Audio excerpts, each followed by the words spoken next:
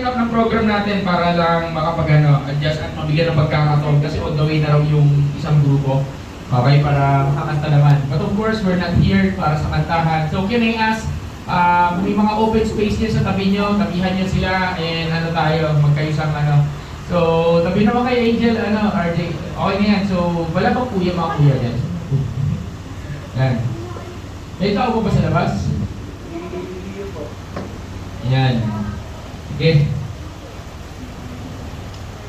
Sige. Mag-open tayo sa panalangin at para marami tayong magawa sa araw nito. Sige, let's bow our heads. Ako na lang mag-pray. Okay, Panginoong Diyos, maraming salamat po sa kabutihan po ninyo. Thank you, Lord, for this wonderful time.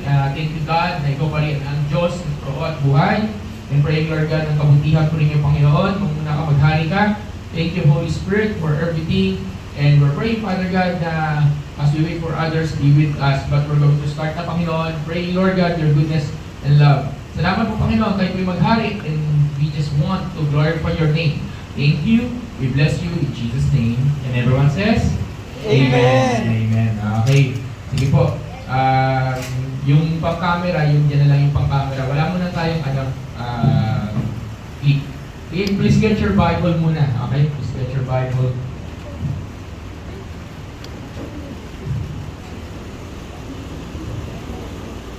Tapos pakitawag yung nasa labas kung pakibilisan ka mo para makikita.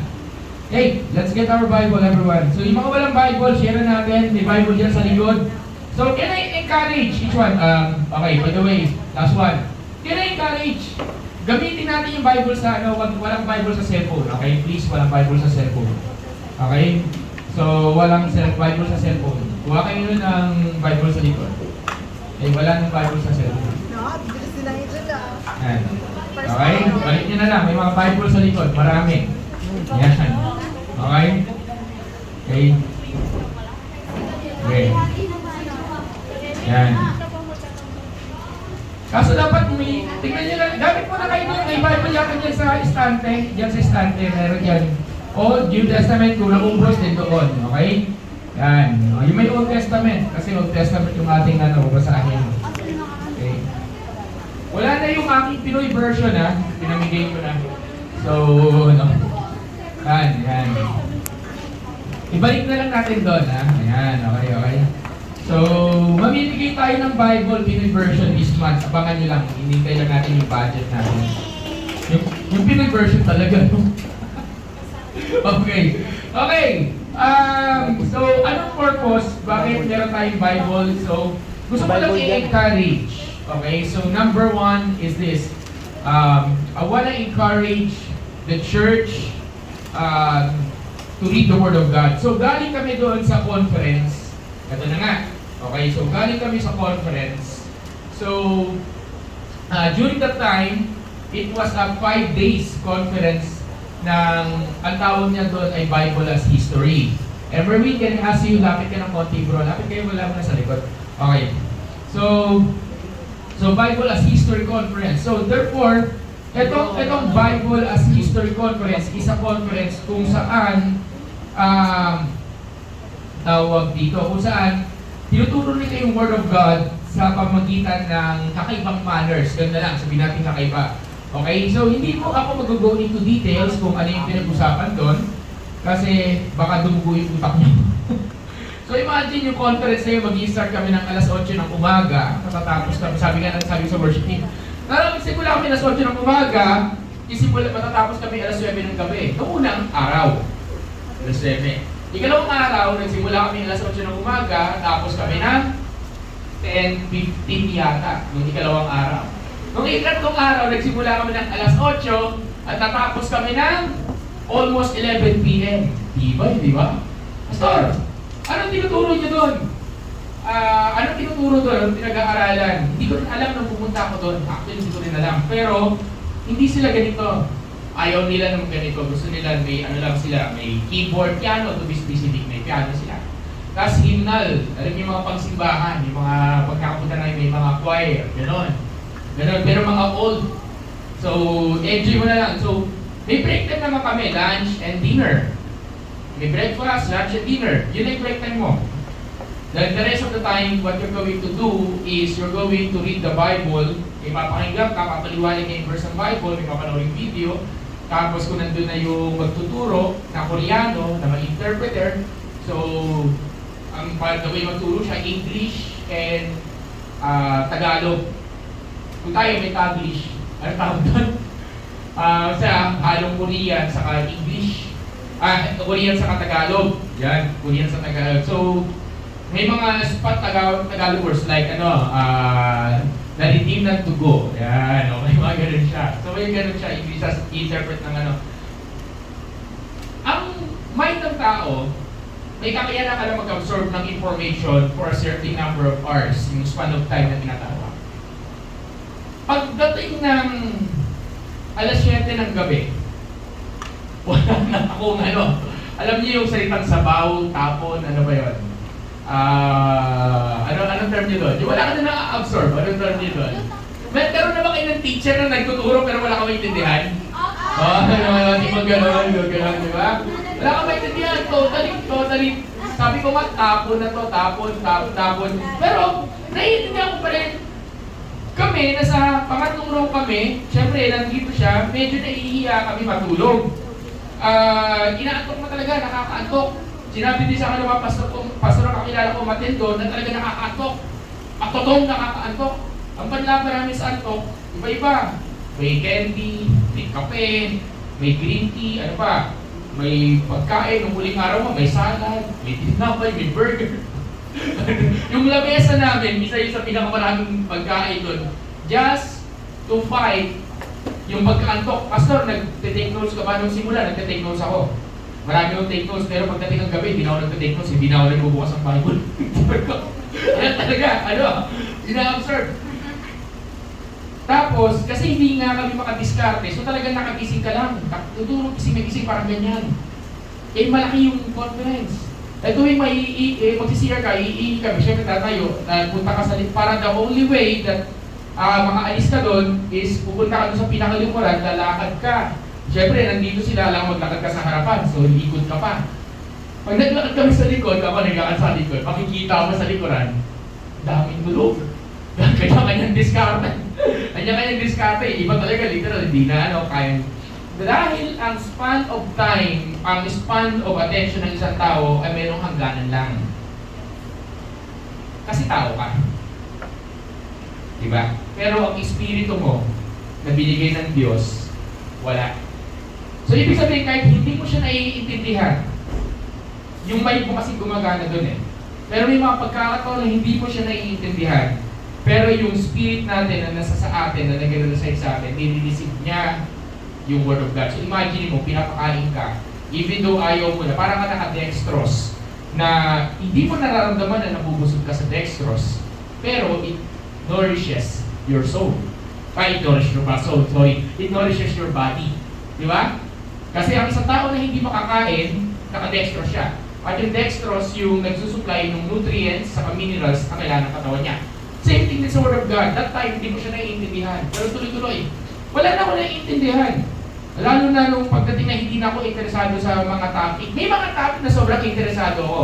May topic na basic at may topic na interesado ako. Pero pagdating sa topic na hindi na ako interesting o hindi na interesado sa akin, medyo aantukin ka na. But at the end of the day, what's the lesson there?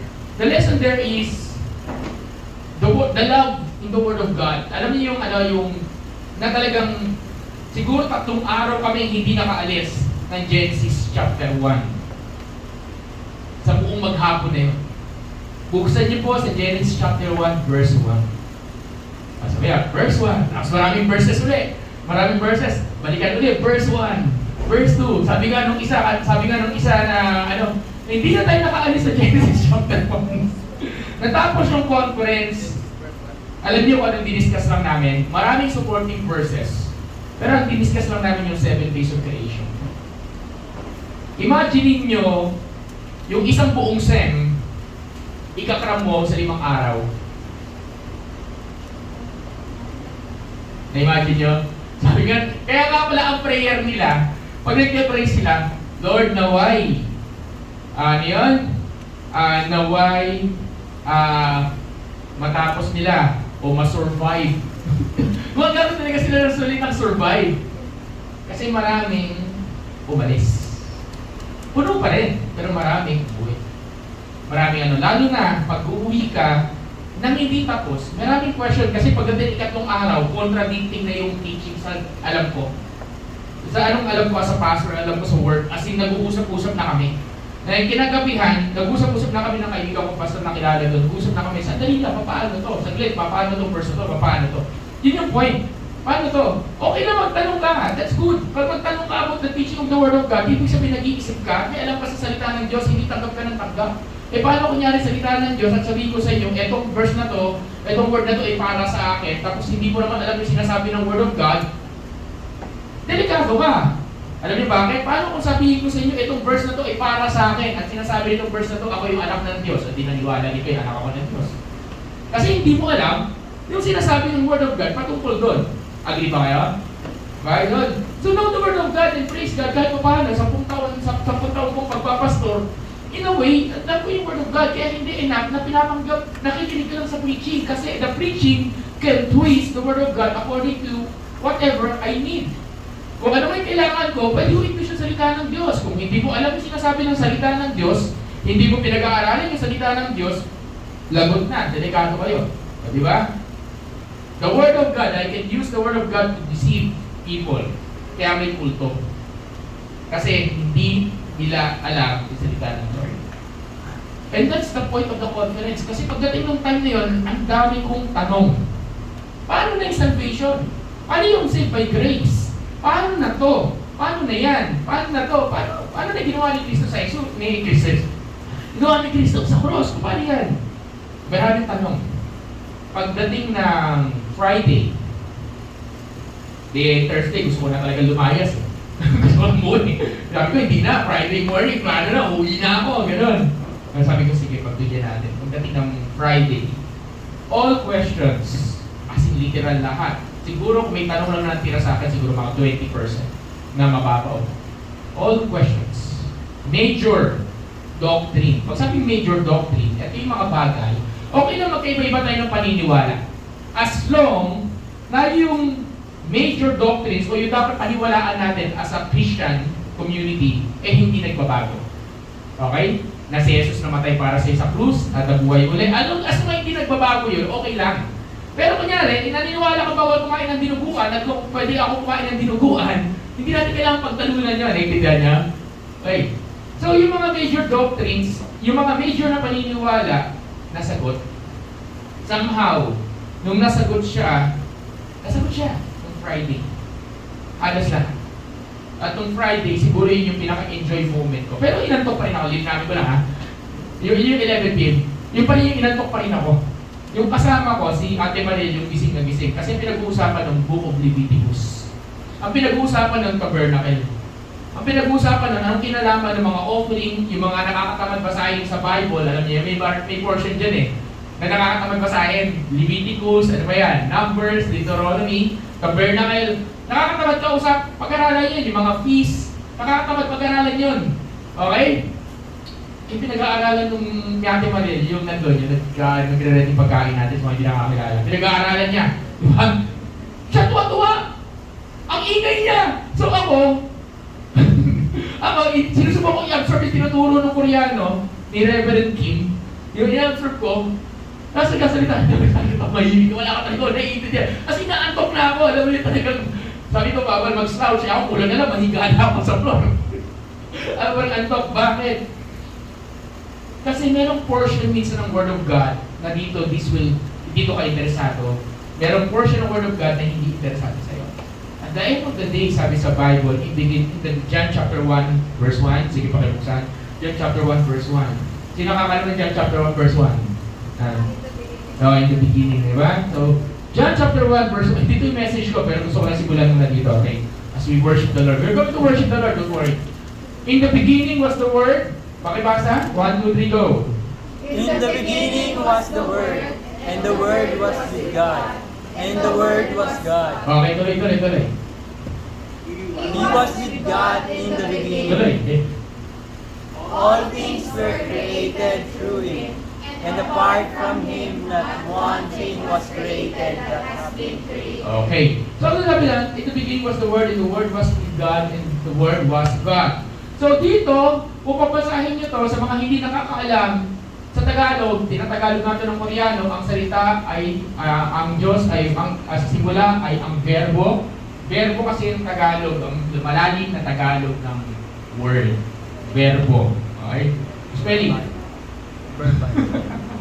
Spelling, verbo. V-E-R-B-O. So, victory. Okay? Verbo. Yan. In the beginning, the simula ay ang verbo at ang verbo ay Diyos. Ay nasa Diyos at ang verbo ay Diyos. Okay. I-spare ko na kayo ng sobrang matinding explanation po. Si Jesus yan. Ganun lang kasimple. Huwag na natin gagawin komplikado. Si Jesus to. Nung simula, andyan na si Jesus. Bago pa masimulan lahat, bago pa malikha lahat, nag-e-exist na si Jesus. Ibig sabihin, yung sinasamba natin Panginoon, nandiyan na, nag-e-exist na. Okay? He already existed. At sabi sa verse 3, patingin verse 3. Sabi sa verse 3. Basahin natin 1, 2, 3, go. All things were created Through Him, and apart from Him not one thing was created. In Tagalog? Tagalog. Lahat ng nalikha ay galing sa Kanya. Ayan na? Sige. Tagalogin niyo ma. Sige. Lahat ng nilikha. Wala din Pinoy version eh. Okay, sorry. Wala Tagalog kayo. Lahat ng bagay ay nilikha sa pamamagitan niya. Through Him eh. Through Him. At kung wala siya, apart from Him, wala kahit isang bagay ang malilikha. Ang nalikha. Malikha o whatever. Then sabi daw, bakit? Ibig sabihin, sa pamagitan ni Jesus, lahat ng bagay na nakikita mo sa mundong ito, katabi na, kabilang na yung katabi mo, ay nalikha. Diba? Ibig sabihin, utang mo ang pagka-create sa'yo, kanino? Sa Panginoong Jesus. Amen ba? Amen. Diba? Sabi dito. So sa simula pa lang, simula pa lang, nandun na ang Panginoong Jesus. Nag-e-exist na siya. At dahil sa Kanya, nalikha lahat ng bagay. Ibig sabihin kahit ang mundong ginagalawan natin, nalikha na. Pero ang problema, dahil nalikha na siya, parang minsan tayo, pag gumagalaw tayo, parang as if tayo yung owner ng buhay natin. Tayo yung may-ari ng buhay natin. Okay, as if parang walang nag-create sa'yo, nag-create sa akin, magulang ko. Alam nyo, kung walang nalikhang mga creation ng Lord, hindi tayo mag-e-exist. So the reason why we are created, because there's someone who created you. There's someone na lumikha sa'yo. Amen ba? May someone na lumikha sa atin. At etong lumikha sa atin, nagplano siya paano tayo likhain. Itong nag-create sa atin, walang iba kundi ang Panginoon sa pamamagitan niya. Paano niya tayo nilikha? Hindi ko muna itatopic yun doon. Paano nag-create yun? Nasa Bible lahat yan. Pero, sabi dito, tuloy tayo. Chapter 1, verse 2. Life was in Him. Basahin nga natin 1, 2, 3, go. Life was in Him, and that life was the light of men. Tuloy. That light shines in the darkness, yet the darkness did not overcome it. Ayan, okay? So, can I call, nasaan yung si Leo? Sa likod? Leo, nandiyan ka ba? Gitara ka bro? Oh, yan. Lapit kayo, mga gwaping sa likod. Lapit kayo. Okay. So, lapit lang kayo. May darating pa kasi. Yan. Okay, pakibuksan sa John. Ayan, pakibuksan nga John chapter 1. Verse 5. Para naman kayong ano yan. Sige, pakibasa nga uli. Yung verse 4 muna. 1, 2, 3, go. Verse 4. Okay. Life was in Him, and that light was the light of men. At tuloy, ito verse 5. That light shines in the darkness, yet the darkness did not overcome it. Okay, sabi dito, di ba? God was in Him. So, in the light that will shine in the darkness, and verse 5, pakisabi last one, verse 5. That light shines in the darkness, yet the darkness did not overcome it. What does it mean? It means, sabi dito, in Him was life, and the light was the light of men. Sa Kanya, verse 3, sa Kanya makikita natin yung buhay. Okay? Verse 4 pala, sorry. Okay. Ito buhay na to, makikita mo ang buhay kanino sa Panginoon. At yung buhay na yon ay yung liwanag ng sangkatauhan. Sa pamamagitan ng Panginoong Yesus, ikaw ay nalikha, tayo ay nalikha. Sa pamamagitan niya, ikaw ay nag-e-exist. Sa pamamagitan niya at dahil sa Kanya, nandito ka, umihinga. Ibig sabihin, kung tatanggalin mo sa equation si Jesus Christ, wala kang karapatan mag-exist. Wala kang karapatan mag-exist sa mundong ito.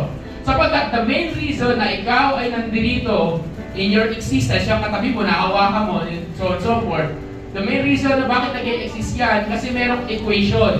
At yung equation na yon, ang tawag doon si Jesus, ibig sabihin, merong dahilan.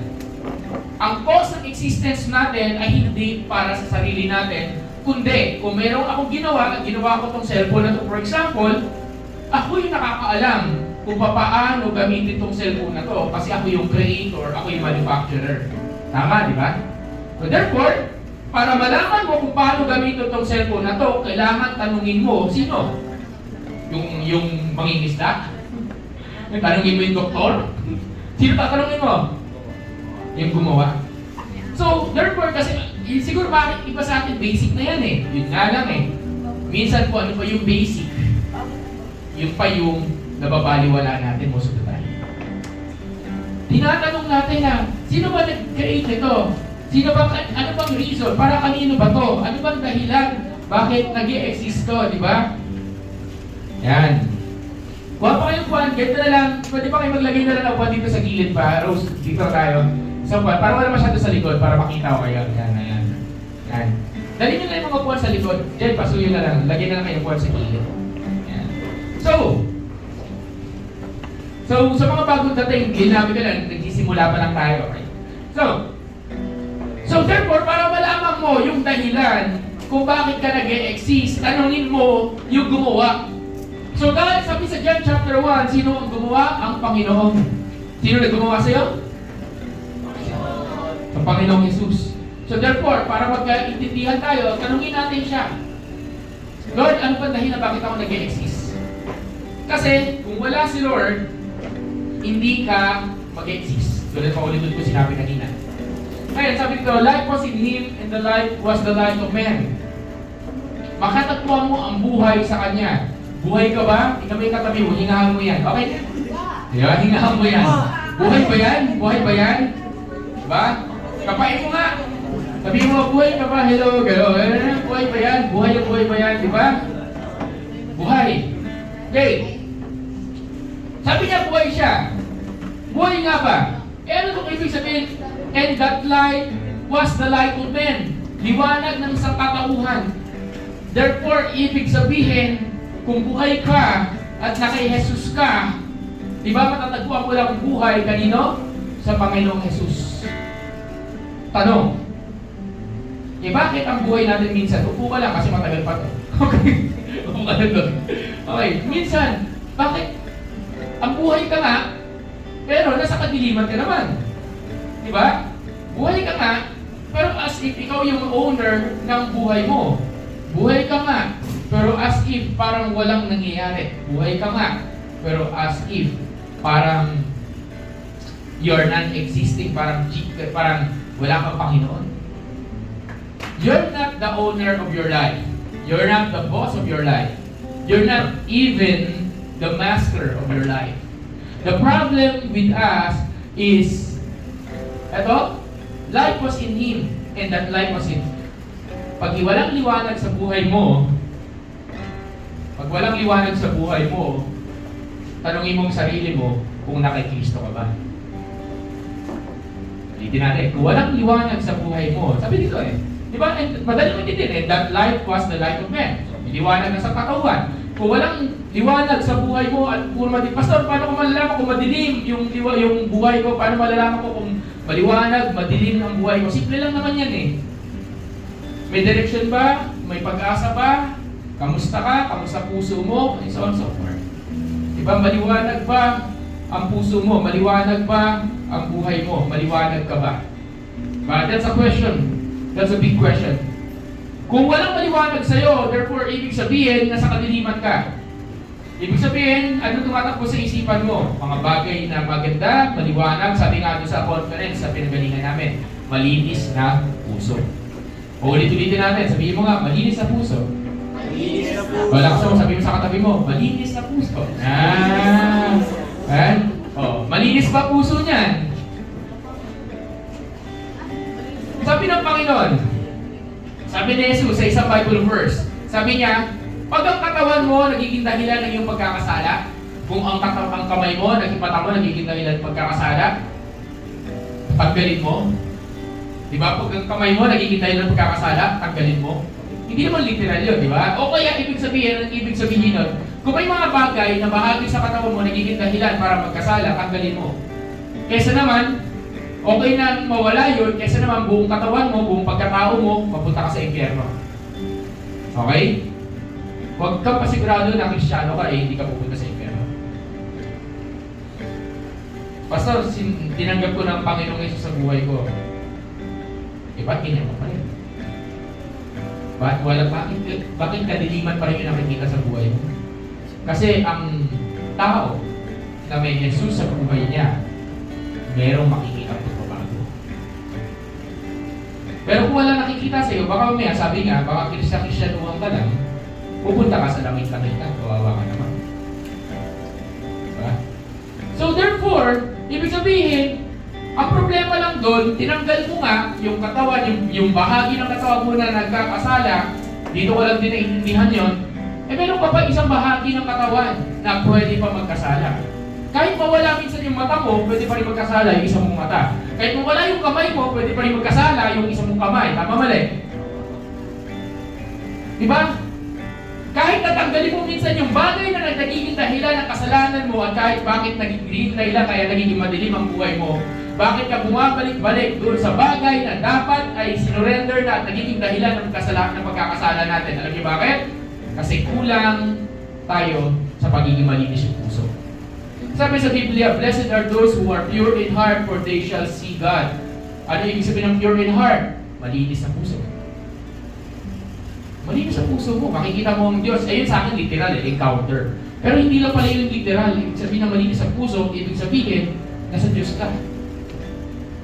So therefore, pag tama yung puso mo kasi, kahit kumpleto katawan mo, iiwasan mong gumawa ng kasalanan. O kaya, aayawan mo na yung kasalanan. O kaya, hindi mo hayaan na kahit anong dahilan na nagkakasala sa'yo, nagiging sanhin ng kasalanan mo, hindi mo hayaan yon na manatili sa buhay mo. Amen ba? Kasi ayaw mo na eh. Kasi malinis na yung puso mo eh. Tama ba? So therefore, pag malinis na yung puso mo, andun na yung kaliwanagan ng Panginoong Yesus sa buhay mo. Ngayon lang ako nagpipreach ng ganito, no? Nandun na yung liwanag ng Panginoon sa buhay mo. Ang totoo palang kaliwanagan ng Panginoong Hesus, ang totoong liwanag, ibig sabihin pag maliwanag, ibig sabihin hindi lang naiintindihan. Ibig sabihin nun is this.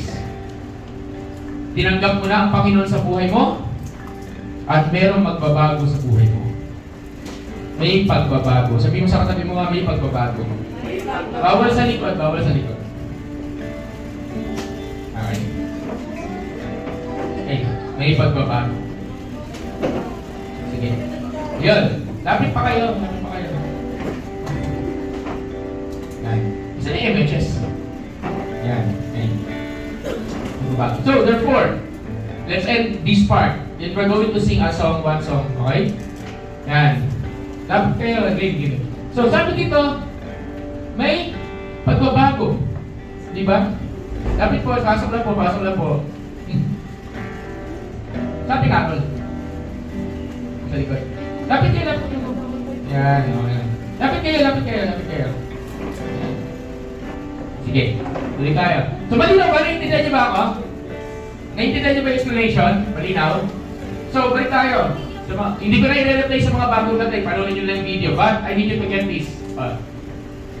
Sabi dito, ibig sabihin, kung malinis ang puso mo, wala nang kahit anong spot ng kadiliman dapat dyan. Anong spot ng kadiliman? Anything na nagiging dahilan, kaya pabalik-balik ka sa bagay na hindi dapat. Kaya patuloy ka naglalaslas, patuloy ka nagmumura, patuloy ka gumagawa ng bisyo, patuloy ka nagsisinungaling, patuloy ka nagloloko, patuloy mo ginagawa yung bagay na hindi mo dapat gawin dahil walang liwanag sa buhay mo. At yung liwanag na yon ay hindi mo makikita sa saan kung kanino man. Hindi mo siya makikita dito, pagdating dito, hindi mo siya makikita sa preacher, hindi mo siya makikita kahit sa kalimingon. Kanino mo siya makikita? Sa Panginoong Yesus. Sabi mo nga sa katabi mo, makikita mo ang liwanag sa Panginoon. O, pag-uwi natin, sabi mo sa katabi mo, makikita mo ang liwanag sa buhay mo sa Panginoong Yesus. O, ano pa ibang partner? Ulitin natin. Sabihin mo, makikita mo ang liwanag para sa buhay mo sa Panginoong Yesus. Sino raw pwede magliwanag? Sino raw pwede magbigay ng liwanag sa buhay mo? Ulitin natin. Sino raw pwede magbigay ng liwanag sa buhay mo? Panginoon. At once na may liwanag ka na, magkakaroon ka ng buhay. Ulitin natin. Once na may liwanag ka na, magkakaroon ka ng buhay. And life was in Him. And that life was the life of man. Anong buhay to, Pastor? Buhay ba to na dito na humihinga ako? Dito, buhay ka.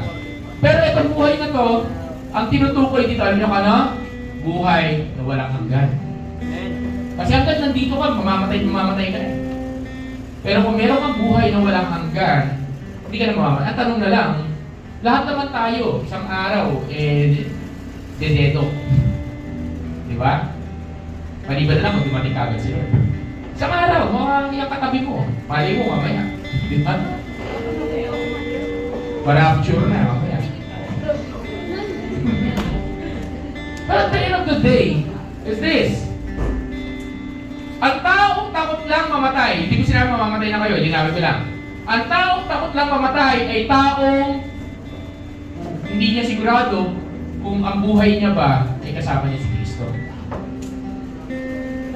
Hindi ka takot mamatay kung kasama mo si Kristo. Question. Pastor, nag-rapture bigla. Tanong. Ito matinding tanong. Tingin sa akin.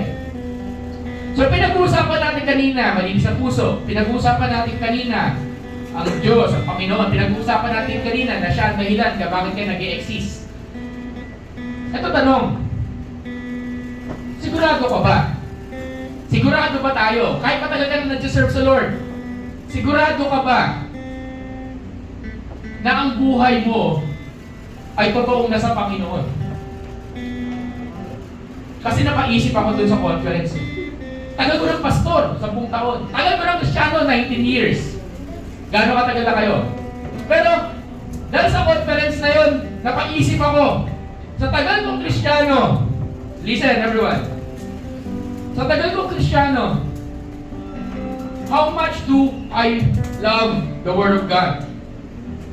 Kasi sabi sa simula, John chapter 1 verse 1, ang simula ay ang verbo, ang verbo ay Diyos. Ibig sabihin, ang Word of God, in the beginning was the Word, in the Word of God, di ba? In the Word was with God, and the Word was God. Tapos sabi dito, ang salita ng Diyos, ang Panginoong Yesus. Tapos sabi dito natin, siya yung buhay at siya yung nagbibigay ng liwanag. So therefore, i-conclude natin to. Gusto magkaroon ng buhay? Ito magbibigay sa'yo ng buhay. Hindi sa akin. Ito. Ito magbibigay sa'yo ng buhay. Ito magbibigay sa'yo ng buhay. Totoo. Okay. Gaano kadalas mo buksan ang Biblia? Gaano kadalas mo basahin at gaano mo kadalas pag-aralan? Ngayon, magpupunta ko ng doubt sa mga salvation niyo. Pastor niyo ako, pero magpupunta ko ng doubt. If you don't love enough the Word of God, then there's a big question mark kung totoo ba Kristyano ka. If you're not hungry for the Word of God, there's a big question mark kung Kristyano ka. Kung matagal ka, basta bago pa lang Kristyano, thank God, praise God, amen to that, simulan mo na. Pero kung matagal ka ng Kristyano, and yung gutom, yung pagkamamahal mo sa salita ng Diyos, at kung ito, pati nga ng verse 5, That light shines in the darkness, yet the darkness did not overcome it. What does it mean? It means bawat tao mayroong kadiliman sa buhay mo. At dapat yung kadiliman na yun, natatalo siya ng liwanag. And the only way for that darkness to disappear in our lives is sa pamamagitan ng Panginoon. Hindi mo pwedeng tanggalin yung kadiliman sa buhay mo ng ikaw lang.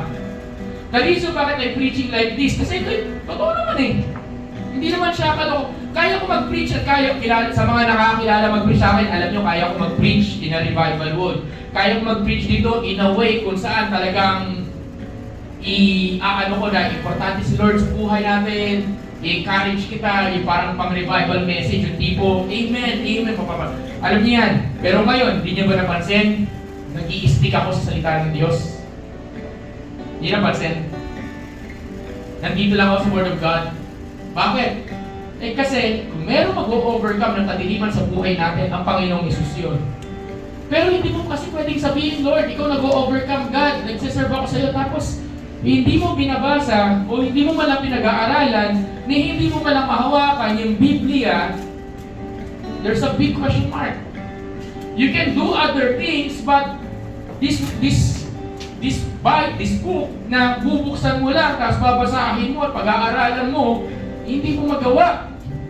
At ang rason mo, busy, pagod, stress, tapos gagawin natin excuse ang pag-serve sa simbahan. The only reason, pagod ako pastor, pagod na ako, so therefore hindi na ako babasa ng Word of God pagka-uwi ko. So anong word mo? Ito, preaching. Ito yung word mo. Then the problem there is, you will die one day. Why? Ang ebidensya ng totoong naging Kristiyano at ang ebidensya ng totoong tinanggap ang Panginoon sa buhay niya. Balikan si John chapter 1 verse 1. Ito na naman mabalik-balik din ako. Mula ngayon, maririnig niya ako mag-preach na mag-i-stick ako sa Word. In the beginning was the Word, and the Word was with God, and the Word was God. The Word is yan. At ito ay ang salita ng Diyos. At yun, ang lumikha ng salitang ito, ang nagko-compose, ang character, ang pinakabida sa salitang ito, yun ang Panginoong Jesus. So therefore, kung siya mismo yung salita, okay? Kung ang Panginoon mismo, dito sa Biblia na to, pinapakilala ang Panginoon. Kung siya mismo yung salita, ibig sabihin, kailangan matutunan natin mahalin yung salita niya. Amen ba? Ibig sabihin, Jesus, I love you. Kung sinabi mo, Jesus, I love you, dapat katumbas nun, Jesus, I love your word. Kasi pwede mo wala yung worship, pwede naman hindi na mag-praise and worship eh. Bakit? Tama din yung sinabi ng isa, ng pastor eh. Totohanan tayo. Music, para sa, take note ako, kilala nyo gaano ako kaano sa praise and worship. Pero, music has the power to, ang tawag dito? Has the power to affect your emotions. Music has the power para impluwensyahan yung emotion mo, to inspire your emotion. Tama mali? Diba? It has the power to inspire your emotion. But the problem there is, minsan, mas gusto natin ang praise and worship kaysa sa Word of God. I love praise and worship. Pero sana ang praise and worship para sa Diyos at yung praise and worship na yon, ang dahilan bakit tayo nagkakantahan, hindi para masatisfied ka. Kasi every time that you worship the Lord, meron talagang satisfaction na mangyayari sa'yo. Every time you worship the Lord, meron talagang peace, merong restoration, merong joy, merong magandang epekto yan sa'yo. Mentally, physically, spiritually, meron talaga. Kaya ako, I love praise and worship. But, praise and worship should never replace the Word of God. It should never, ever replace. Pero kung mas mahaba pa ang praise and worship mo, kaysa tapos yung Bible mo, hindi mo man lang mapag-aralan o mabuksan, then I'm telling you, may kailangan ka baguhin. Kailangan sabay. At hindi ko rin nasabihin sa inyo na mas mahaba yung prayer mo, tapos hindi mo binubuksan yung Biblia. Kilala niyo ako, kailangan sabay. You pray, you read the Bible. You pray, you read the Bible. You worship, you read the Bible. You study the Word. Amen? Hindi pa pwede rin na you are active na nagsiserve sa simbahan o kung saan man, And kulang ka sa pagbabasa o kulang ka sa pag-aaral ng salita ng Diyos. Pastor, bago lang ako. Yes, kaya nga sinasabi ko sa inyo, mga first time dito, magkakaroon ng direksyon ang buhay natin kung alam natin ang salita ng Word of God. So today, gusto ko simulan doon yung mensaheng ito. Today, kaya hindi po tayo nagkantahan eh.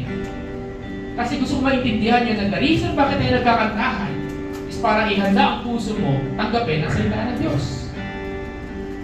The reason bakit ka nagkakantahan, para excited ka marinig kung ano sabihin sa'yo ni Lord.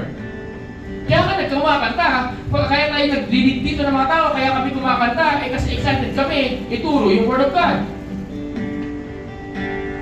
Ay, malilig na ako, tapos yung praise and worship, yan na yung preaching, nakakaano, grabe. Hindi. Pag ikaw excited, ano ka, parang, akin na, bigay mo sa akin. Kasi ang buhay, ang totoong direksyon, at totoong liwanag ng buhay mo, makikita mo sa salita ng Diyos. So gusto kong ipakilala sa inyo ang may akda ng salita ng Diyos na yan, at ang pangalan niya ay Yesu Cristo. So kung itatanungin kita, kapatid, gusto mo tanggapin ang buong sa buhay? Pastor, bago lang ako or first time ko na po dito. Yes, so congrats. So kausap ko dito, bago, matagal na. At nasa kalagitnaan. Yung lumikha ng mundo, baguhin natin, i-line up natin ngayon. Yung worthy bro, yung worthy. I-line up natin. Yung lumikha ng mundo, namatay siya sa krus para sa iyo at para sa akin. Amen ba? Amen. Bakit niya kailangan gawin yun? Bakit? Yung may katabi mo talaga, bakit? Di ba? Bakit? Bakit kailangan niya mamatay para sa sino ka ba? Who you? Di ba? Di ba? Imagine mo, naisip niyo na ba minsan? Sabi ko, tatapos na ako. Naisip niyo ba kung bakit siya namatay para sa iyo? Di ba? Napansin mo na yung lumikha ng sandaigdigan, namatay para sa atin. Sa sanlibutan na yan for John 3:16, for God, John 3:16 nga buksan natin, tapos basahin natin. Alam ko, kabisado nyo eh. Pero gusto ko basahin natin dito, sabay-sabay, John 3:16, ganyan. Yan, okay. Basahin natin sa version na to, alam mo kung sabi. Parang isang version tayo. Okay, hindi naman tayo. Ayan, sige ka. Okay, basahin natin John 3:16. 1, 2, 3, go. For God so loved the world in this way, He gave His one and only Son, so that everyone who believes in Him will not perish but have eternal life. Okay, sabi dito, mahal ng Diyos. Kasama ka dito. Kasama ka ba dito? Sa world? For God so loved the world. Basahin niya, sabihin mo nga world. Word. Sabihin mo nga, sanlibutan. Sanlibutan. Sabihin mo nga sa katabi mo, sandaigdigan. Sandaigdigan. So, sino? Anong kinukumpos ng word na yon? Sino ang naka-included dito? For God so loved the world. Kasama yung katabi mo, kahit hindi mo mahal yan. Tingnan mo yung katabi mo. May kasama ka doon, di ba? Bakit? Nasa word ka eh. Di ba? Mahal. Mahal ng Diyos ang sandaigdigan kung saan nandun yung pangalan mo. Kung saan nandun ka. Amen ba? Gayun na lang ang pagmamahal ng Diyos. Kanino? Tingnan mo yung katabi mo. Sabi mo, sa'yo. Yan. Ayun, di ba? Ganun na ang pagmamahal ng Diyos sa'yo. Ganun na lang ang pagmamahal ng Diyos sa'yo. Okay? O listen. Ganun na lang ang pagmamahal ng Diyos sa atin. Paano na ba yung mga namatay na? Ganyan na lang din ang pagmamahal ng Diyos sa kanila. Paano yung mga ipapanganak pa lang? Ganun na rin yung pagmamahal ng Diyos para sa kanila. Ibig sabihin, itong world na to, hanggang nag-e-exist itong mundong ito, mula sa panahon ni Adan, hanggang matapos itong pamunduhan natin, ito yung composition ng world na to. Ngayon na lang pagmamahal ng Diyos sa lolo mo, and so on and so forth, sa ninuno mo. Na binigyan niya kayong bugtong na anak, pero mayroong requirements. And requirements is this: kailangan mong maniwala. Sabihin mo, kailangan maniwala. Maniwala. Diba? Laksan natin. Ano? Kailangan mong ano? Maniwala. Maniwala. That those who believe in Him will not perish, but have everlasting life. Kanino ka maniniwala? Sa Panginoon. The only way that we can be saved is to believe. Pero, John chapter 3, John chapter, siguro dito na ako magtatapos. John chapter 6 yata yun. Ayun, yun pala, John chapter 3. Taas mo lang ng konti. Verse 5, verse 3, I believe.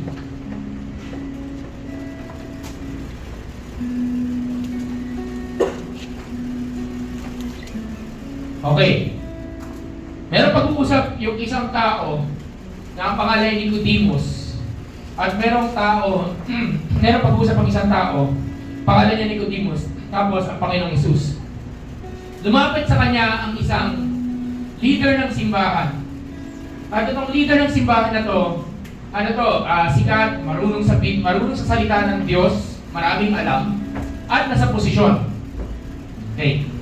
Lumapit sa kanya isang araw, may tinanong siya, Panginoon, alam ko na ikaw ay galing sa Diyos sapagkat wala mga bagay na makakagawa ng mga bagay na kailangan gawin unless galing ka sa Panginoon. Sa mga hindi po nakakaalam na ang mga Pariseo, hindi sila naniniwala na ang Panginoong Hesus ay anak ng Diyos. Pero dito, may isang leader, isang Pharisee leader, isang nasa mataas na posisyon, biglang tinanong niya isang araw, sabi, alam ko galing kayo sa Diyos, sapagkat walang iba magagawa ng ginagawa niyo, kundi kayo galing sa Panginoon. Then sabi dito ni Jesus, sumagot sa kanya. Basahin nga natin ang sagot. Basahin natin. 1, 2, 3, go. Jesus replied, I assure you, unless someone is born again, he cannot see the kingdom of God. Isa pa. Basta lang. 1, 2, 3, go. Jesus replied, I assure you, unless someone is born again, he cannot see the kingdom of God. Kaya minsan ang tawag sa atin, born again. Pero born again is not a religion. Born again is not a group. Born again is not a community. Born again is not Christianity. Born again is a requirement for you to see the kingdom of God. Born again Christian ka ba? Nagiging religion na kasi. Hindi yun. It's a requirement. Malino na. I assure you, unless someone is born. So paano kung hindi na born again? Hindi niya makikita yung kaharian ng Diyos? O yun na naman yun. So paano ba ma-born again? John 3:16. Kaya simple. You cannot see the kingdom of God. So ibig sabihin, may bagay ka kailangan gawin na kailangan para makita mo ang kaharian ng Diyos, kailangan mong ipanganak muli. And the only way para ipanganak ka muli is this. This is how it works. Maintindihan mo na yung Jesus na to, na lumikha ng sandaigdigan, na lumikha, tulad na sinabi ko sa mga nakarinig kanina, yung mga bagong dating, hindi na narito, na lumikha ng tanging dahilan bakit ka nag-e-exist sa mundong ito ay dahil sa Kanya. At dahil sa Kanya, dahil nandito ka. Kung wala siya, wala ka. Hindi ikaw ang boss ng buhay mo. Sapagkat sa isang iglap lang, sa isang pitik lang ng kamay niya, pwede kang mamatay. Pwede kang mawala. Kaya doon lang. Hindi mo naiintindihan ang purpose kung bakit ka buhay sa oras na to, tanungin mo ang lumikha sa'yo at ang pangalan niya ay Jesus. Malalaman mo ang dahilan ng buhay mo, bakit ka nalikha, kung alam mo ang sinasabi ng salita. Sapagkat siya ay salita. It makes sense. Nagko-connect, di ba? Nagko-connect. Siya ay salita. Ang problema, hanggang dito lang tayo. Lord, naniniwala ako sa'yo, pero hindi ko babasahin yung salita mo. Then, incomplete ka. Hindi pwedeng ganun. Sapagkat hindi totoong pagiging Christian yun. Pag sinabing born again, meron kang dahilan para mahalin yung salita. Meron kang dahilan na para mahalin ang Panginoong Yesus. May dahilan ka bakit gusto mo mag-aral ng Biblia. May dahilan ka bakit gusto mag-serve sa Lord. May dahilan ka bakit handa ka magsakripisyo. May dahilan ka para maging malinis ang puso mo. Bakit? Kasi parte ka na ng kaharian ng Diyos. Malinaw ba? Itong kingdom of God na to, wala to, hindi to langit. Sinabi ko lang, hindi to langit. Itong kingdom of God na to, dito pa lang, pwede ka na maging parte ng kaharian ng Diyos. Amen? Dito pa lang. So, itong araw na to, naririnig nyo to, ang requirements lang, paniwalaan ang Panginoon. Itong lumikha ng sandaigdigan namatay para sa iyo, para sa akin. Namatay siya. Bakit kailangan siya mamatay para sa iyo? Sabi ko nga, sino ka ba? Sino ka ba? Sino ba tayo? Tayo kasi yung nilikha niya. At kung ako, meron ako nilikha, meron create ako, at very precious yung create ko na yun, poprotektahan, iingatan, ipaglalaban ko yung create ko na yun. Ulitin ko. Kung meron ako nilikha at very precious sa akin yung create na yun, poprotektahan, iingatan, at ipaglalaban ko. Amen? Sino lumikha sa'yo? Sino lumikha sa atin? Panginoon. Literal, sino lumikha sa atin? Si Lord. So therefore, nalilikha ka ng Panginoon, ikaw ay kanyang poprotektahan, iingatan, at ipaglalaban. Amen. And the only way for that to happen is tumigis yung dugo niya na banal at ikaw ay matanggal sa kadiliman. Hindi ko muna i-discuss yun ngayon. Pero para lang matanggal tayo sa kadiliman na dati nasa kadiliman tayo, sabi sa John chapter 1 verse 6, di ba? Okay. Dahil sa kadiliman ka dati, the only way for you to be removed from the darkness at papunta ka sa liwanag kung nasaan ang Panginoong Jesus is this. Merong dugo na banal na tumigis. Kaya pinanganak siyang birhen, pinanganak kay Virgin Mary. Bakit? Ibig sabihin yung dugo niya banal. So dahil sa dugong banal na yon, dahil sa dugo ng Panginoong Jesus, pag ikaw ay naniwala sa Kanya, magiging parte ka na ng kaharian ng Diyos. Yung pusong mahirap linisin, pusong malinis na. Nakalimutan ko yung Bible verse yun, I will give you a new heart. Sa Jeremiah yata yan. I will give you a new heart. Yung puso na madumi, yung pusong bulok, yung pusong ewan, yung pusong nagpumura, yung pusong nandoloko, yung pusong nagsisinungaling, yung pusong gumagawa ng mali, and so on and so forth, papalitan ng Diyos, binigyan ka ng bagong puso. Di ba? Okay ba yun? Yung pusong walang pag-asa, suicidal, depressed, bibigyan ka ng Diyos ng bagong puso. Yung puso na malungkutin, bibigyan ka ng Diyos ng bagong puso, and so on and so forth. Amen ba? Amen. Yung puso na nagtatanim sa sama ng loob, mapagiganti at kung ano man, bibigyan ka ng Diyos ng bagong puso. Sino may gusto ng bagong puso na yun? Amen. Kaya tulad na sinabi ko, yung puso na hindi interesado sa Word of God, bibigyan ka ng Diyos ng bagong puso. So I'm hoping that this makes sense. So as we worship the Lord this afternoon, ito na yung preaching ko as we worship the Lord this afternoon, I'm hoping na sa pag-awit mo ngayon, naiintindihan mo bakit ka maawit? Kasi inaawitan mo yung Diyos na namatay at sinakripisyo yung buhay niya para sa'yo. Inaawitan mo yung Diyos na lumikha sa'yo. Inaawitan mo yung Diyos na pinagtanggol ka, pinaglaban ka. Inaawitan mo yung Diyos na nagtanggal sa iyo sa kadiliman at gusto niyang mapunta ka sa liwanag. Inaawitan natin ang Diyos na sinasabi niya sa iyo, mahalaga ka sa akin. Inaawitan mo ang Diyos. So therefore, sa pag-awit mo na to, naway hindi mo pabayaan yun. Yung Word of God. Naway sa pag-awit mo na to, pag uwi mo, ano ba pinagsasabi? Wala naman ako naiintindihan sa Bible. Okay lang yan, basahin mo lang. Kahit wala ka naiintindihan, basahin mo lang. Eventually, mayroon ka maiintindihan dyan. Basahin mo lang. Basahin mo lang. Lalo sa mga matatagal na dito, pag kayo panigurado, baka magkagulatan. Pagkagising mo, bakit mainit? Nag-gets niyo ba yun? Nag-gets niyo ba yun? Nag-gets niyo ba yun? Pagkagising mo, bakit na yun? O kaya biglang nawala, biglang nagkaluwa. Sa mga hindi nakakaintindi, baka alam mo, hindi naiintindihan dito yung rapture eh. So, I will not talk about it carefully. Okay, I will not talk more about it kung ano yun. Kasi sa pinanggalingan natin, wala bukang bibig, kundi rapture. Isa bukang bibig. Pero I will not talk about it. Pero sa mga nakakaintindi ng rapture, baka magkagulatan. Bakit naiwan ako? Sabi mo sa katabi mo, huwag papaiwan. Diba?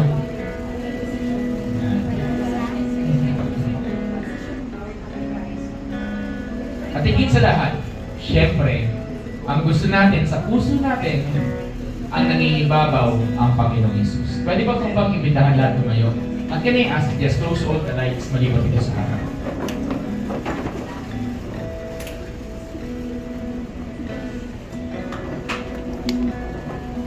Can I ask, pakipatay itong side na to.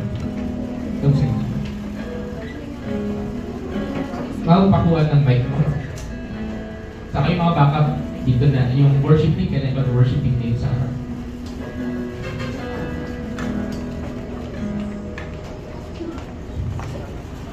Yung working muna. Okay, dito. Okay. Nakikita niyo ba? Nakikita niyo naman, di ba? Patay. Pakibuksan na lang ilaw dito ba? Itong side na to. Itong side na to, pakibuksan. Sige, pati ito. Yan. Take. Taas mo ng konti. Taas mo ng konti.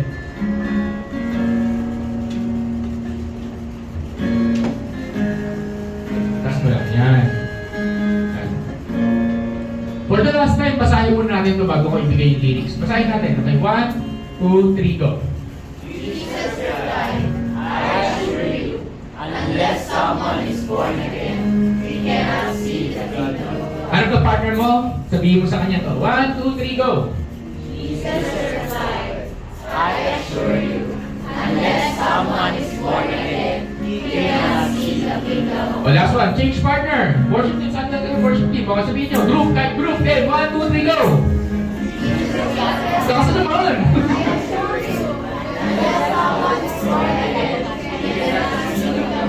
Pwede mo bang sabihin niya kung sino yung katapat mo? Sabihin mo, kailangan mo ma-born again. O, harap ka, kumpinsihin mo, kailangan mo ma-born again. Diba? Pastor, born again sa San Religion, magpapamagkais, hindi po, paulit-ulit tayo, John 3:16. Diba? Pakibuksan na sa John 3:16 ulit, John 3:16. Pakibuksan na sa John 3:16, last one.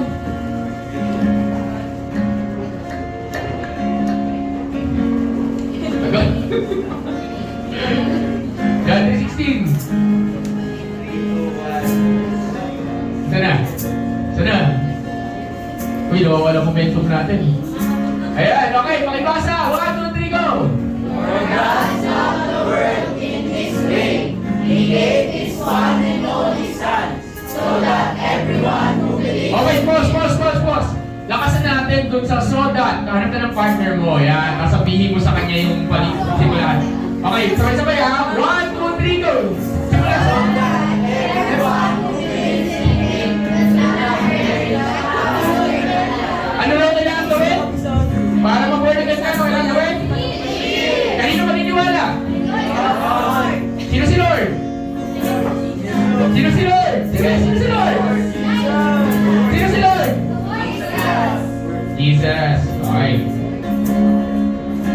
So therefore, isang proof na born again ka na, you will love. O listen, isang proof of being born again is you will love the Word of God. So as we worship the Lord this afternoon, I want everyone to sing this. Ito yung isang papuri natin sa Panginoon. And I'm hoping, praying, can I ask everyone, let's bow our heads muna. Let's close our eyes.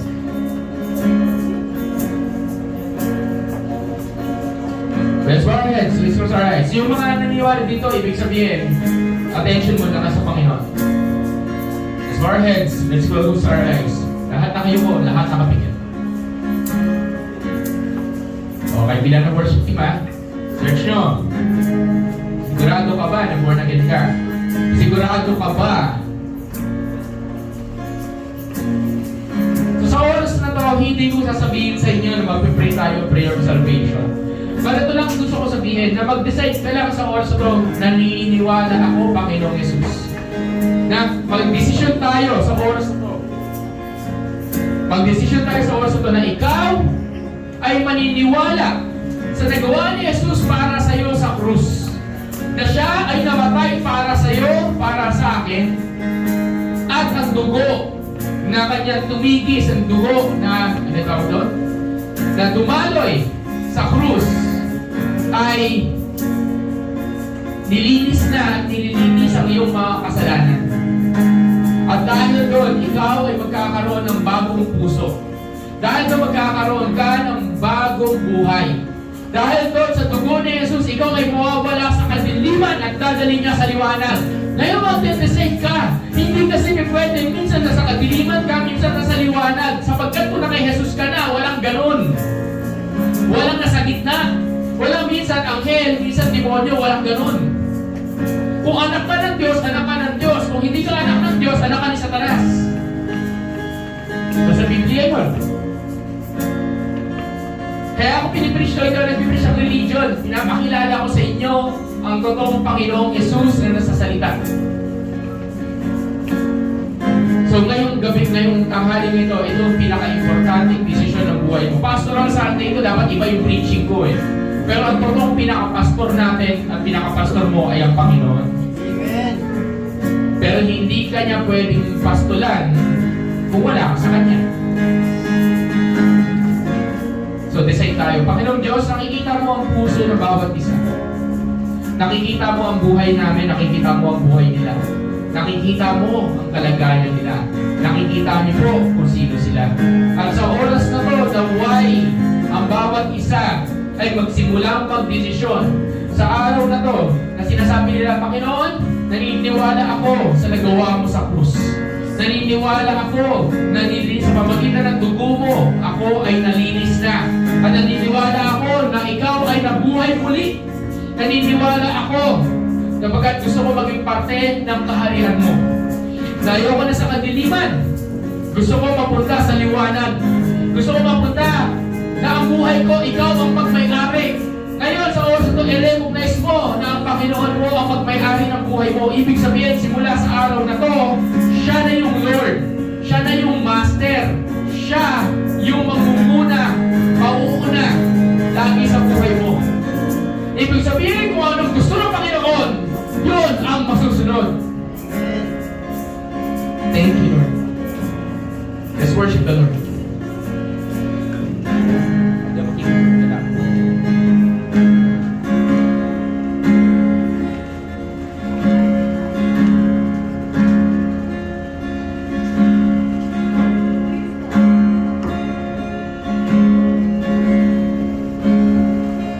It was my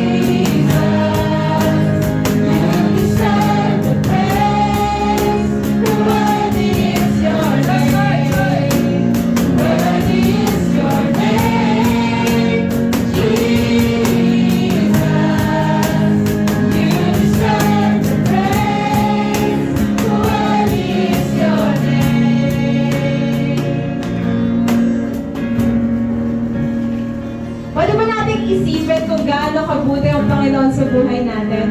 Kasi, as I look at you, parang yung iba dito, hindi pa sure eh. Ba't ko nga ba kinakantahan si Lord, di ba? Ba't nga ba ako kakanta na to? Kahit hindi natin familiar yung song, di ba? Pero kung yung puso mo puno ng papuri at pasasalamat at pagsamba sa Panginoon, kahit anong kanta pa yun, kahit ngayon mo palang narinig yan, aawitan mo pa rin si Lord. Kasi, He is worthy of our praises. Amen ba? So, as we sing again the chorus part, pwede ba natin alalahanin, isipin, di ba? Katulad ng preaching ni Pastor, kung ano yung ginawa ni Lord sa buhay niyo. Kung gaano siya kabuti. Kung ngayon yung palang i-discover yung pag-ibig ni Lord sa buhay natin, okay lang yan. Pero, I invite all of us, diba? Let's utter our praises and worship to the Lord because He is worthy. Regardless of who you are, regardless of what you are feeling right now, of kung ano man yung pinagdadaanan mo ngayon, or parang sa tingin mo, parang hindi ako karapat dapat umawit sa Panginoon, I invite you na He wants to listen to our voices. He wants to listen to our worship. Okay ba yun? Especially sa mga kabataan natin. Okay ba yun? Worshipper ba tayo ni Lord? Amen! Come on, let's sing this.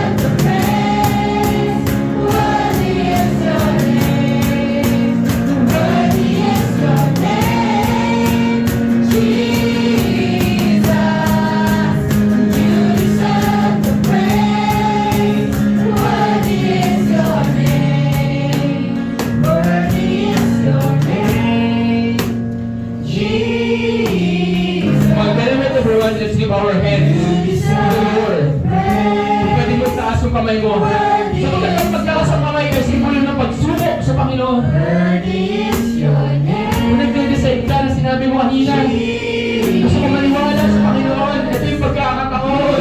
Ito yung pagkakataon na sumuko sa Panginoon. Worthy Come on, everyone, sabihin na, worthy, worthy. Karapat dapat sa natin siya sa banal.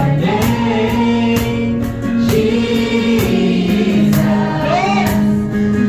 Nagsino kami.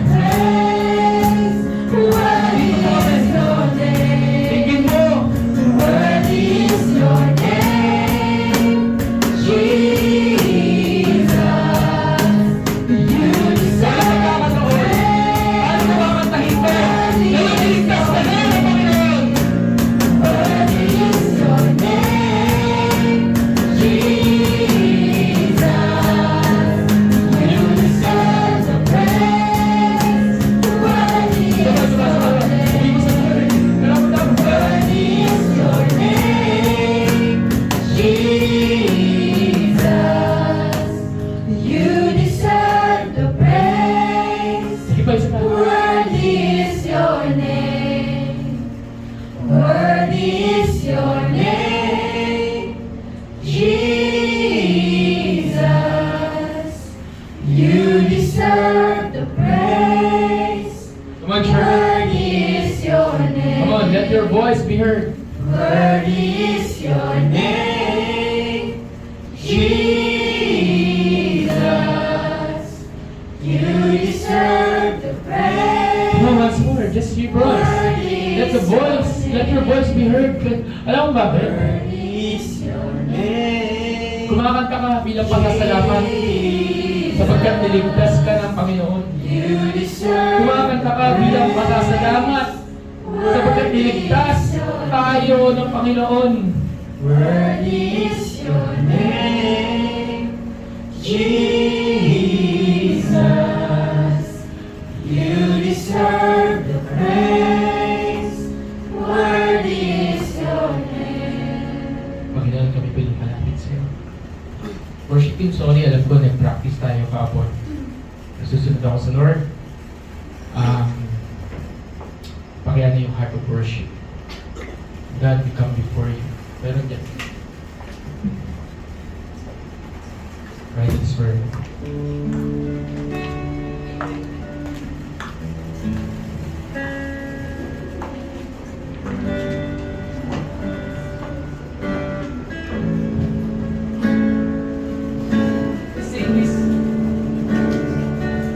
Sing this bilang commitment sa Panginoon muli.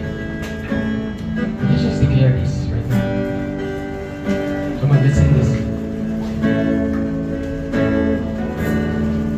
When the music fades, all is stripped away, and I simply come,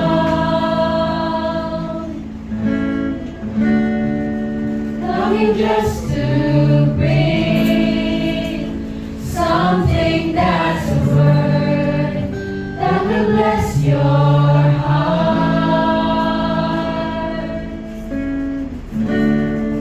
When the music fades, all is stripped away, and I simply come, knowing just to bring something that's a word that will bless your heart. I'll bring you more than a song, for a song in itself is not what you have required.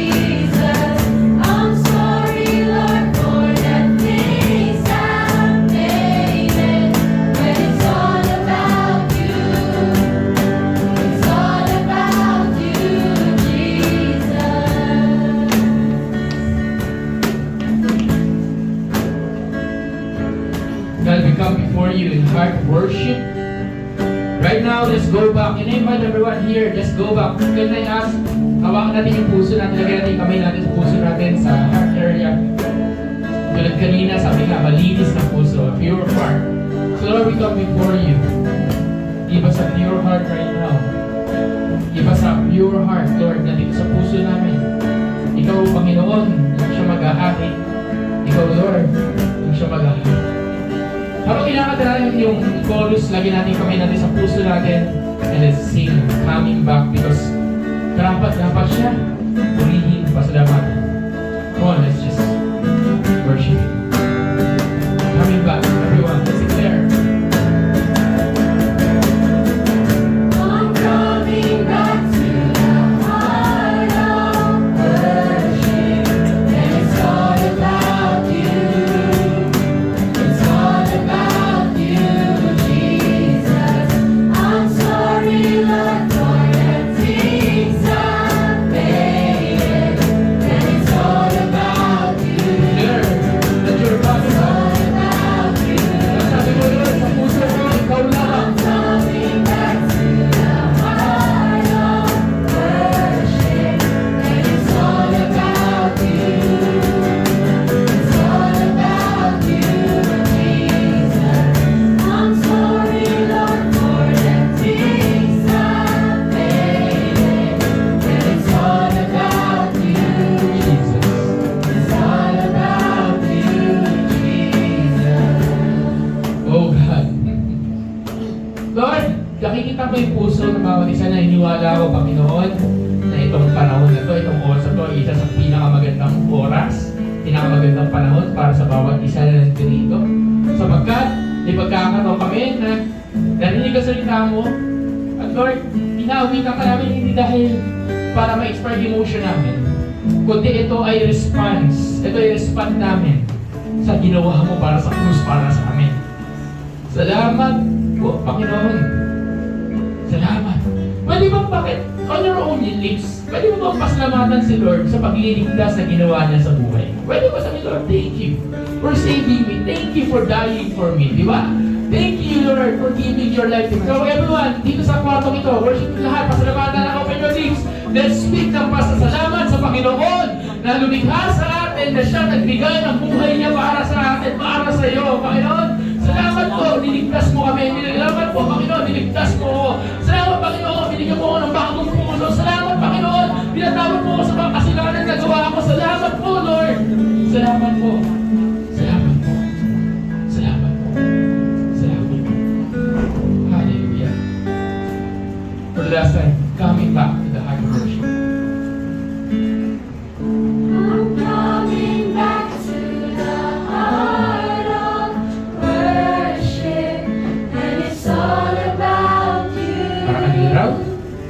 It's all about you, dahil sa para sa Jesus. Kanya. I'm sorry, Lord, for the things I made it, when it's all about you. It's all about you, Jesus. I'm coming back to the heart of worship, when it's all about you. It's all about you, Jesus. I'm sorry, Lord, for the things I made it, when it's all about you. It's all about you, Jesus. Can I ask leaders, ilan ang leaders at Ate Mariel, Mau, yung ba pwede, MJ? Pray, can you ask everyone for a moment, upo muna kayo, and just pray to God, and let the leaders pray for you. Si Mau, yung mga ano lang, Ate Mariel, MJ, Leo, okay, please. Daniela, pasalo muna. Kailangan ko lang. Leo, mga leaders, pray for the people. Kahit dalawa lang, kahit dalawang tao. And let the leaders pray for you. Okay, let the leaders pray for you. Let the leaders lay their hands sa inyo. Sige, for a moment. And I want you to talk to God right now as the leaders pray for you, as they pray for you. This is very important, itong moment of prayer na to as we end. Sige, pray. Kahit hindi sa ulo, just pray, just pray.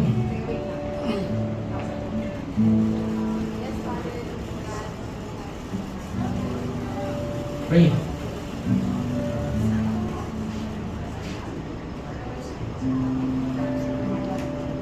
Ate Mariel, kailangan Ate Mariel. Pray. Kulang tayo. Carol, kasama ka sa magpe-pray. Kulang tayo. Carol, bigay mo sa iba. Carol, bigay mo sa iba. Sai, makuha mo na yung camera. Iyan mo si Carol. Pwede mo na yung camera. Pray, pray. Kahit lalaking babae, okay lang kahit sino. Yung mga kasama ni Angeline, pray natin. Pray, pray everyone, pray. Ella, pray ka na rin. Ella. Kulang tayo. Go, go. Sige.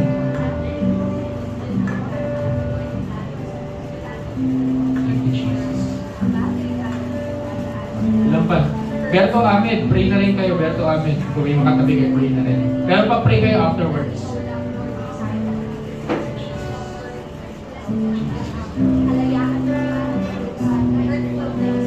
Yung tatlong bata dito sa harap. Leo, tatlong bata. Mga kids. Sige, pwede kayo tumayo sa buwan. Pwede kayo tumayo. Pwede nakaikot. Pray lang kaya. Thank you, God. Thank you, Lord. Pwede kayo tumayo. Kahit sino, kahit sino. Babae, lalaki, okay lang. Kahit babae, lalaki, pwede. Okay lang kahit babae pag-pray niyo. Okay, just pray. Hallelujah. Okay lang magdoble-doble din. Okay lang magdoble-doble ng panalangin. Okay lang magdoble-doble ng panalangin. Ako na magpe-pray sa lahat na nag-pray mamaya. Ako na magpe-pray. Yes, Jesus. Jesus. Yes, Lord. Yes, Lord. Yes, God. Yes, Lord. Yes, Lord. Holy, holy, holy. Holy God. Thank you, Lord. Thank you, Lord. Thank you, Lord. Thank you, Lord. Thank you, Lord.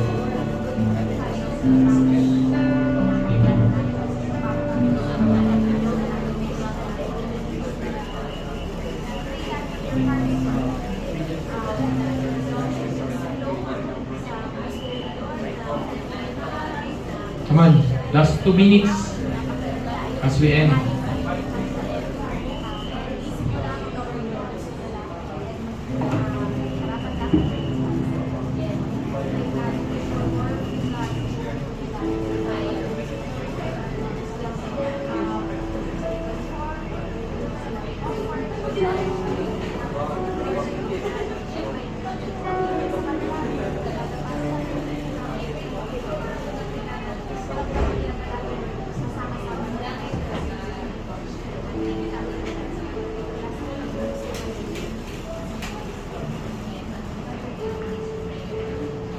Remember everyone, tayo pagkasakay mag-pray. Dito na tayo mag-end sa last song. At in-invite ko rin na ginawa namin ganyan yung upuan kasi hindi namin inaasahan na ganito tayo karami. But okay lang ba? Pwede kayo lumabas sa upuan nyo kung gusto nyo magkaroon ng freedom to worship the Lord. But we're going to sing last song. Ellen, can I call you?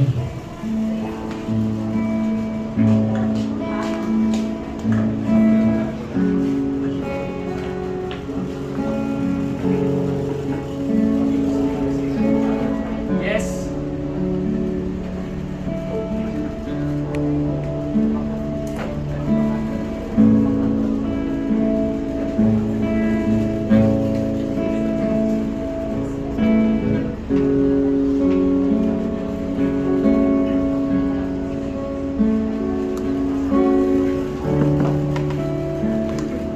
Pakiano yung lyrics.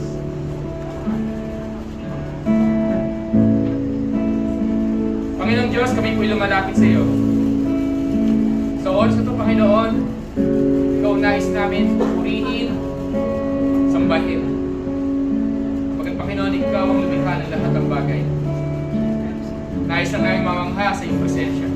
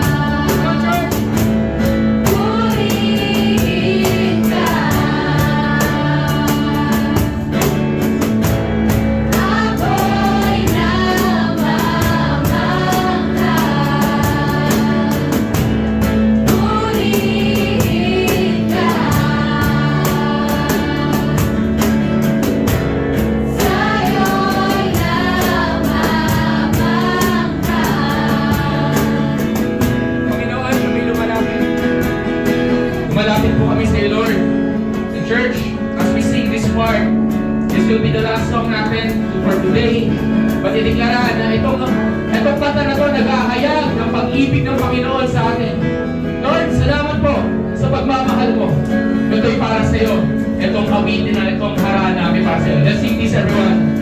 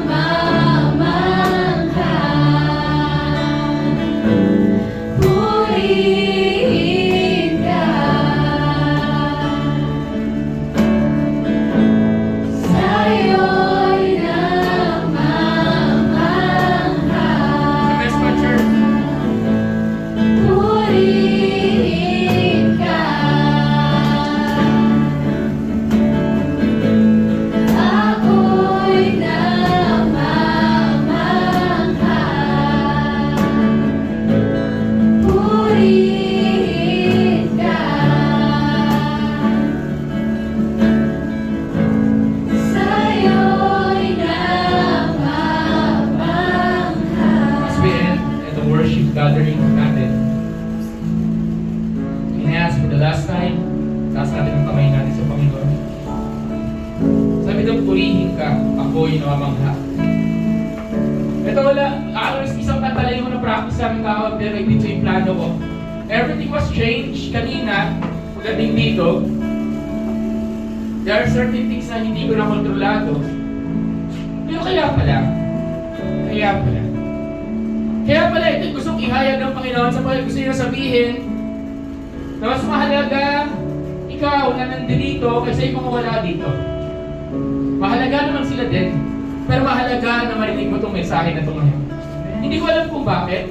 Hindi ko alam kung ano meron. Isa lang alam ko. Mahalaga ng Panginoon. Sa panahon na para bumalik ang pagkamangha natin sapagkat sa John 1:1, ang verbo ay ang salita.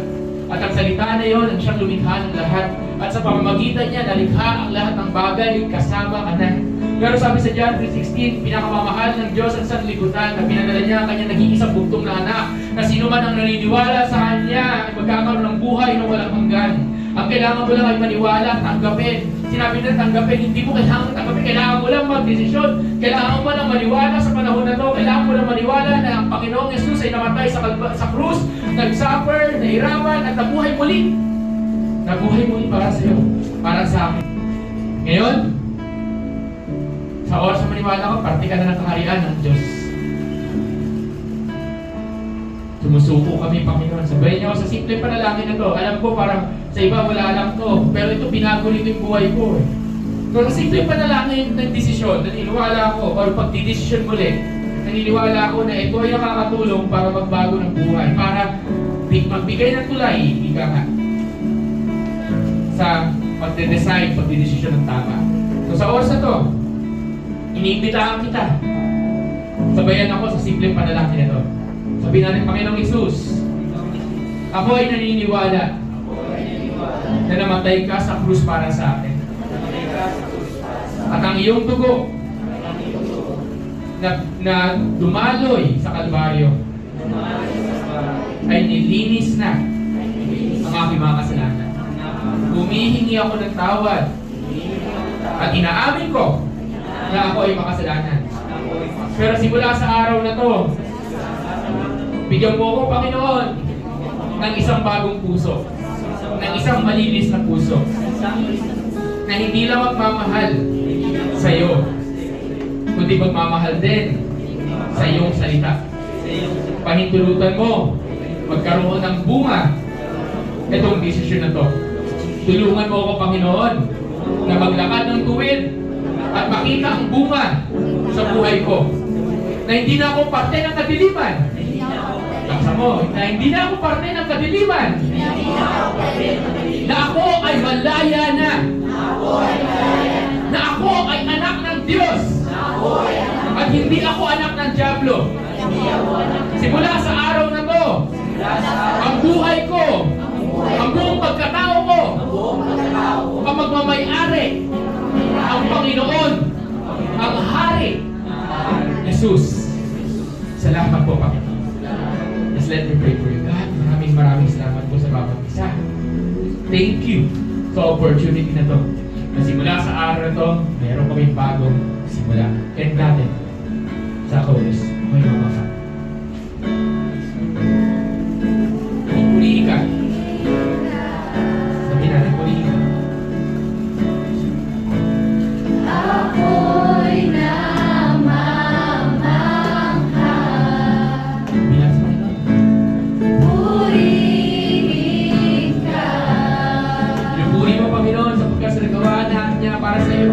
Sa'yo'y namamangha. Bukas mo, purihin. Purihin ka. Ako'y namamangha. Ako'y namamangha. Salamat po. Purihin ka. Sa'yo'y namamangha. Thank you, Lord. In Jesus' name. Palakpakan natin ang Panginoon Jesus. Isang salamat po sa pagpasok ng Lord. Sa mga niligtas, sa mga nagdisyon, ito ang araw. Ay sa itong araw, saan meron pagkakataon. Sabi mo sa katabi mo, sabihin mo, kasi ka na ng kaharian ng Diyos. Yan. Can I ask everyone, let's open the lights right now. As we have our mabilis ang opening namin ng ilaw ay minutes extension na po extend tayo. Pakibuksan yung ilaw. Pakibuksan yung ilaw. Pakibuksan yung ilaw. Uy, pakibuksan yung ilaw. Wala nakakarinig sa akin. Sige. Can I ask yung offering? yung opening box, mabilisan na lang kasi mag-picture taking tayo. Sige na, alam ko, sorry, medyo nag-extend ng konti. Okay? Sige. Sige, Panginoong Diyos, maraming salamat po. And Lord, as we end yung worship service, God, bless this offering. Lord, thank you, Lord God, for everything. You are simply amazing, simply awesome. What a wonderful moment. Thank you, Lord. In Jesus' name, amen and amen. Yan na yes, everyone. Tayo tayong lahat. Tapos tayo mag-offering. Tapos may offering tayo. Then, eventually, mag-release na tayo prayer of blessing. Okay? So, tayo. Meron tayong konting merienda afterwards. Okay? Meron tayong merienda. So, wala pa nang uuwi. Meron tayong fellowship. But right now, sige tayo tayong lahat. Maraming po magbigay. Salamat po.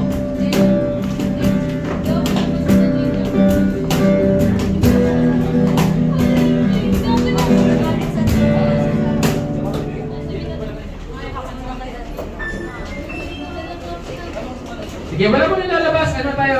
Prayer blessing na tapos picture taking dire-diretso. Okay? Sige, tayo po tayong lahat. Sige, meron pa ba? Offering? Para sa pagpapawa? Yan. Meron pa? Meron pa?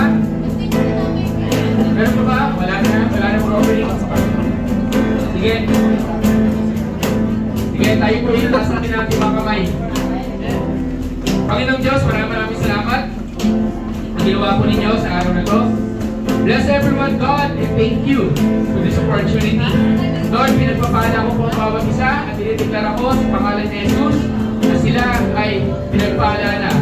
In Jesus' name, I speak upon you that you are healed, you are delivered, you are set free, you are restored, you are favored, you are blessed, and the joy of the Lord is your strength.